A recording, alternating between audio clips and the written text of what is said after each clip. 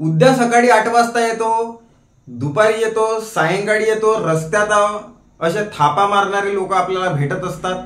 अलीकडेच आता एक छोटासा काम होता प्लायवूडचा, त्या माणसाचा सामान माझ्याकडे पडून आहे.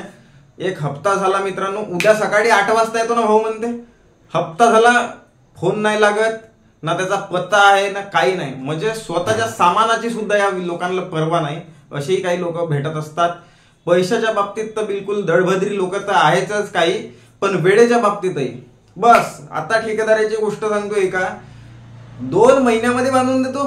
हा एवढा बांधकाम, मी याचा बांधकाम केलो, मी त्याचा बांधकाम केलो, मी असा केलो, याची टाईल्स लावून दिलो, हे असे काम करतो. चिल्लर काम आहेत, वर्ष लावतात, वर्ष.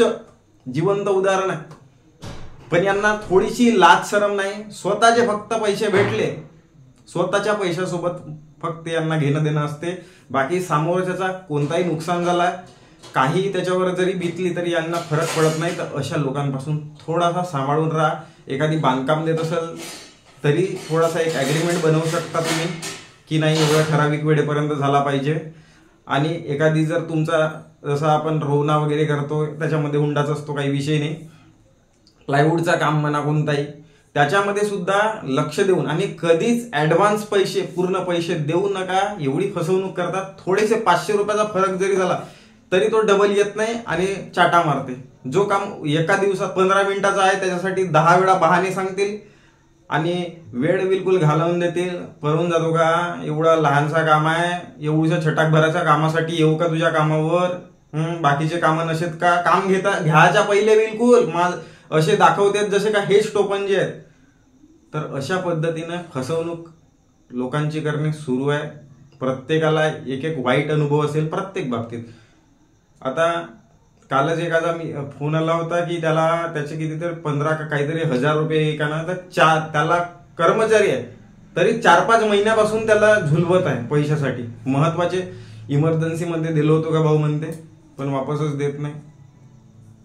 अशा पद्धतीने कामं होत आहेत. पण यांच्यावर काही, आणि सगळ्यात महत्वाची गोष्ट, इनकेस तुम्ही एखाद्याला परत पैसे दिले असतील तर याच्याबाबत काही नियम वगैरे काहीच नाही. तर याच्यावर एक उपाय आहे, कुणालाही पैसे देताना एक 2-3 चेक घेत जा ब्लँकवाल्याने. त्याच्यावर समोरच्या दिवसाची, त्या दिवशी तो पैसे देतो म्हणत आहे त्या दिवसाची तो चेकवर अमाऊंट लिहून घ्यायचा. इनकेस पैसे नाही देत असेल डायरेक्ट डिपॉझिट करायचा. 2-3 वेळा चेक जर बाउन्स झाला तर त्याच्यावर क्रिमिनल केस लागू शकते, लागू होते. ठीक आहे, नियम आहे चेक बाउन्सचा. तर याच्यामध्ये त्याची थोडीशी फाटू शकते समोरच्याची. नियम कडक असल्यावर थोडासा कायदा सगळ्याच गोष्टीचा आहे. प्रत्येक गोष्ट संविधानांमध्ये आहे, नियम आहेत, मूलभूत हक्क आहेत, कर्तव्य आहेत. फक्त बोंबलणे, भाषण देणे पाळतात किती लोक ते महत्वाचे आहे. स्वच्छतेचे नियम आहेत. एवढा बोंबलतो खर्राच्या बाबतीत, नको थुंकारे भाऊ येतील सार्वजनिक ठिकाणी, या जागी त्या जागी नाही. हेच लोक कुठं मला भाषण ज्ञान देताना दिसतात 4 चौघामध्ये. मग याला स्वतःला नियम पाळायला का जाते, शर्मा लागतात का. तर अशा खूप सारे मुद्दे आहेत. तर थोडासा सांभाळून वेळेबाबत, जर वेळेवर आपण काम केलं नाही, जर वेळेवर करत असेल एखाद्या मेनू आणि व्यवहार प्रत्येक गोष्ट पैशाचा असो कोणत्याही गोष्टीचा असो तर त्याची कदर वाटते आणि डबल त्याच्यावर भरोसा वाटते. आता उदाहरण बँकिंगचाच घ्या. जर बँकेचा कर्ज वेळेवर एखादी व्यक्ती भरत असेल, प्रत्येक गोष्ट करत असेल, कोणी एखादा किराणा दुकानातून सामान जर आणत असेल, वेळेवर पैसे जर त्याचे वापस देत असेल तर तो डबल द्यायला मागे पुढे बघत नाही आणि देते, हा चांगला माणूस आहे म्हणून. पण जर एखाद्या ते कर्ज बुडवणे, पैसे बुडवणे, ठीक आहे, सामान टाळाटाळ करणे, बहाणे देणे, हा अशा गोष्टी विश्वासात, जे विश्वास आहे, विश्वास नावाची एक हे आहे, धागा आहे, बहुत नाजूक गोष्ट आहे. एकदा विश्वास तुटला की डबल बसत नाही, सत्य गोष्ट आहे. तर हे असे लोक भेटत असतात. तर चांगले, भले 90% लोक चांगले असतील पण 10% तरी लोक चांगले असावेत असं मला वाटते. आणि आपल्याला ओळखले पाहिजे लोक की चांगल्या गोष्टीसाठी ओळखले पाहिजे. आजकाल बदमाश तर प्रत्येक जणच होत आहे. प्रत्येक जणाला वाटते म्हणजे स्वार्थी झाल्यासारखी होऊन राहिलेत लोक.